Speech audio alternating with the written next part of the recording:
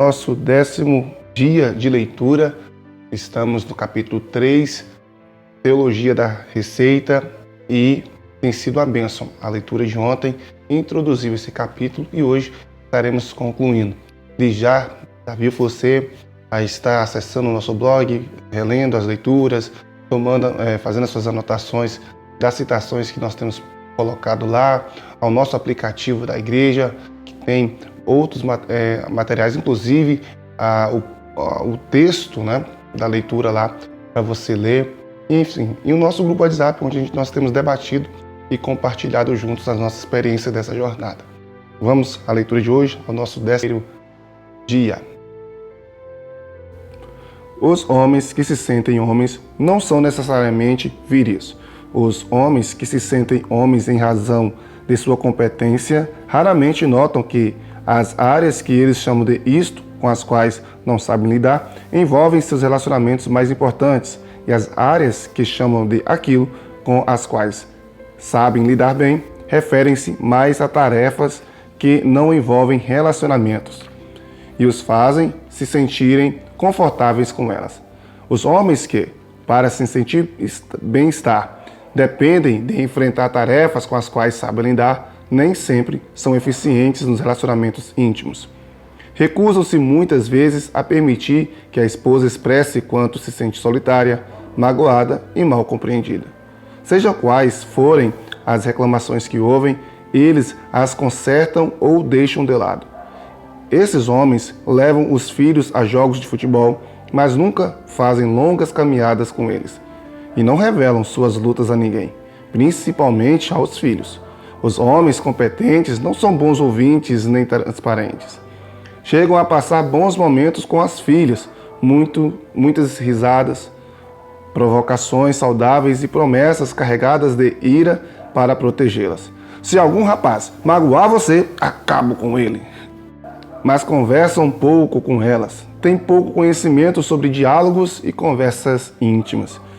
As esposas e as filhas dos homens competentes sentem dificuldade de encontrar alguns momentos de folga, pois não têm a oportunidade de relaxar o suficiente nos pontos positivos deles para absorver os negativos. Não têm a chance de descansar em um amor forte, confiável e duradouro.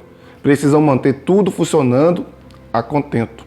Em geral, os homens competentes geram filhas exigentes e que sabem se defender. Penso que o homem está no auge de sua masculinidade quando admite: não sei o que fazer nesta situação, mas sei que é importante eu me envolver e fazer alguma coisa.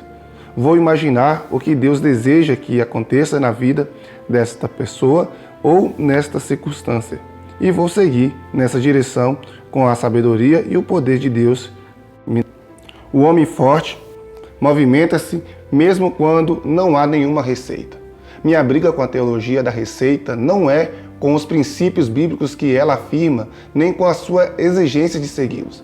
Minha briga é com sua tendência de transformar os princípios bíblicos em uma fórmula para o sucesso. Deus não escreveu um livro de culinária para vivermos, com receitas para cada prato que queremos preparar. Ele se mostra sensível às nossas situações individuais e nos convida a participar de uma história maior que a nossa vida.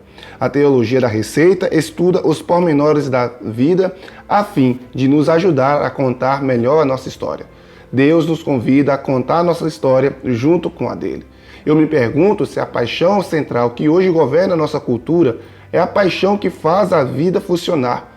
Penso que sim. Se não fizer a vida funcionar de modo geral, certamente fará a nossa funcionar a qualquer momento. Devemos estar bem conosco, gostar das amizades, ter uma vida respeitável, encontrar um médico capaz de nos curar e ser respeitado por nossos pares. Os especialistas existem para nos ajudar a levar a vida adiante. Deus também. Quando os especialistas decidem pedir socorro a Deus, eles se tornam teólogos da receita. Nossa visão é tacanha. Por quê?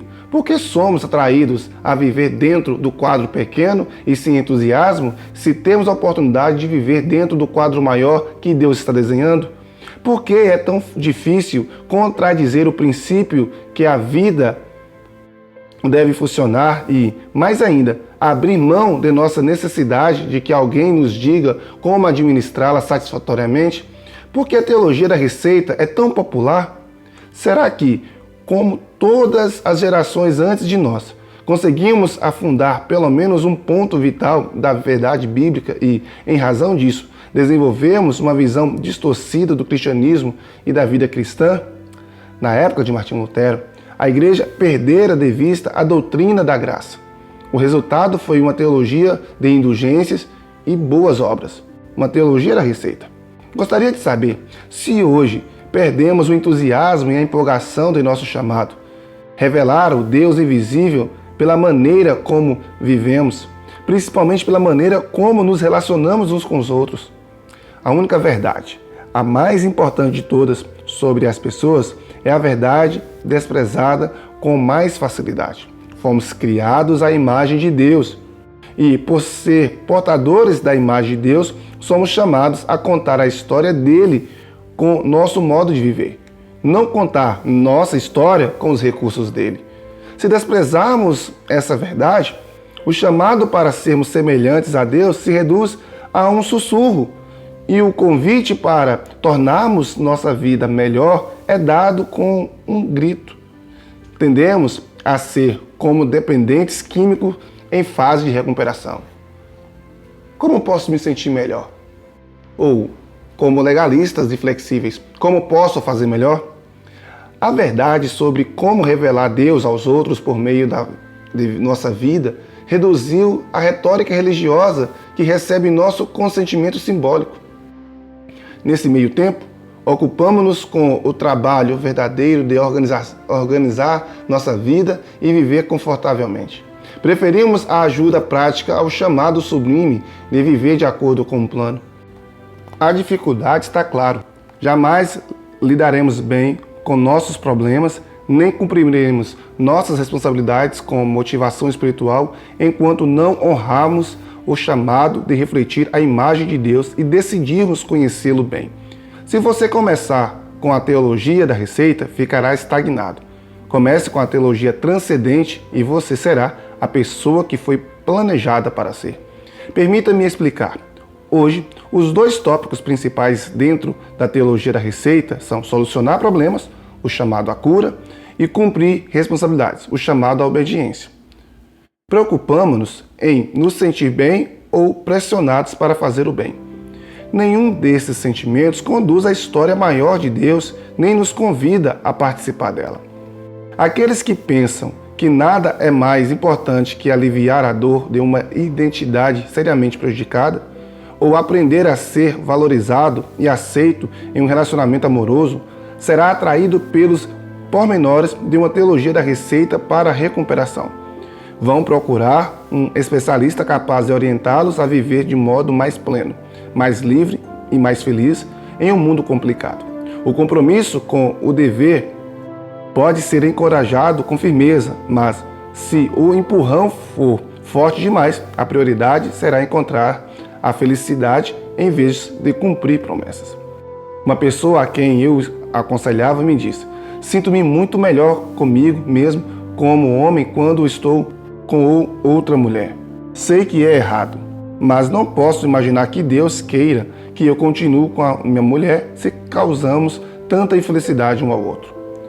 Os profissionais, no outro exemplo, aqueles que se especializam em firme exortação, pensam menos em amar a Deus como Abba e mais em obedecer-lhe como obedeceriam a um sargento. Sua ênfase encontra expressão em uma teologia muito diferente, ainda uma receita, mas com foco sistemático nos pormenores da responsabilidade. O efeito é presunção, mais hipocrisia que alegria e mais pressão que liberdade. Um amigo contou-me que consultou um terapeuta. Na primeira sessão, o terapeuta lhe entregou uma lista de versículos bíblicos impressa em computador e instruiu a memorizar e seguir cada um deles. Quando a pessoa tenta administrar a vida, trabalhando demais apenas para fazer o melhor, elas fracassam e passam a viver frustradas ou são bem-sucedidas e tornam-se orgulhosas. Os dois erros nos deixam em uma esfera da vida que imaginamos ser capazes de administrar.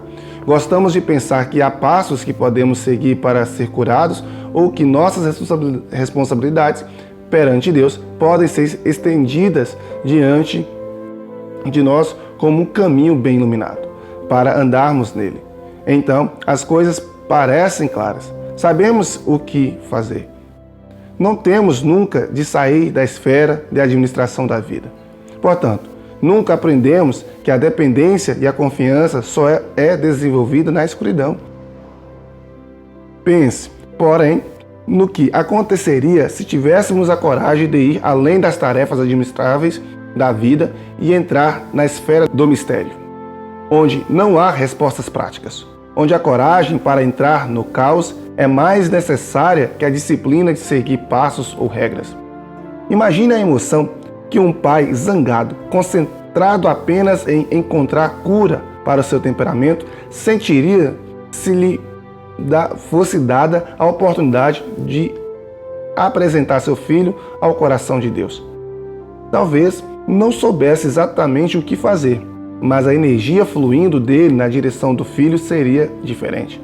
Se fôssemos capazes de retirar as receitas do centro do pau, talvez os bons princípios que elas ensinam pudessem ser vistos de novo como maneiras de conhecer Deus e refletir sua imagem, não como técnicas para promover cura interior ou como requisitos para uma obediência mecânica.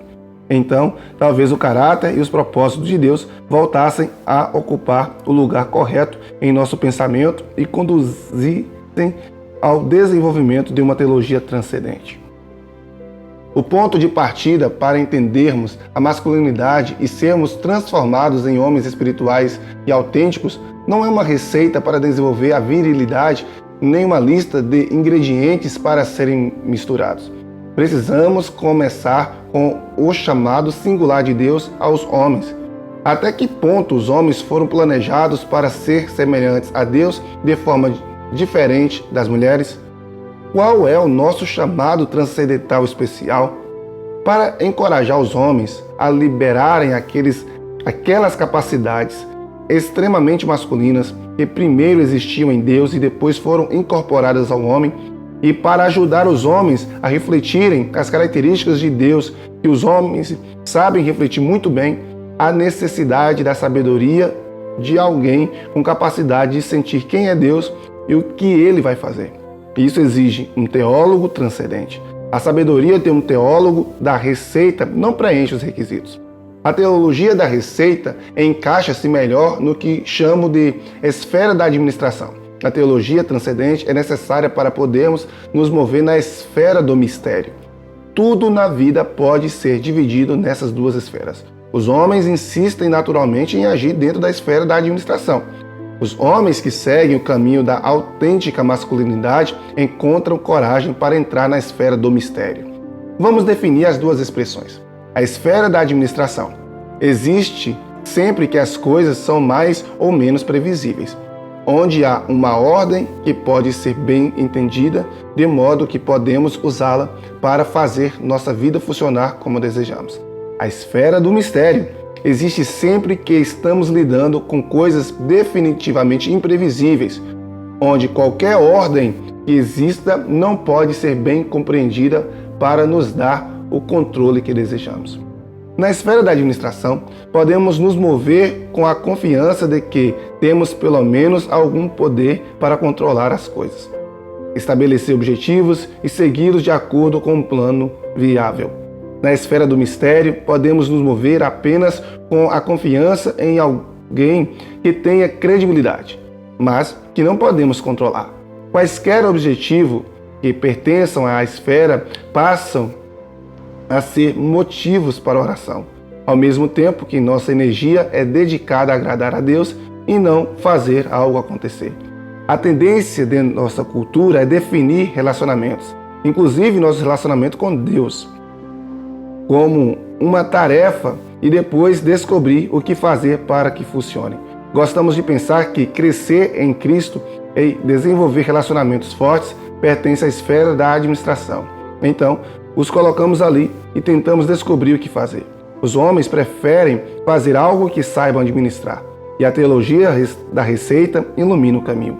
Precisamos retornar à teologia transcendente que nos dá poder para nos mover no escuro, onde Deus realiza seu trabalho mais profundo. Precisamos aprender o significado de nos entregar a Deus e nos relacionar poderosamente com os outros. E isso vai exigir que entremos na esfera escura do mistério. Chegamos ao final da leitura do capítulo 3 e, gente, teologia da receita versus teologia transcendente. E aí? Comenta, fale pra gente o que você recebeu de instrução, de entendimento, como isso revela o seu coração. Você concorda com o que foi proposto nesse capítulo?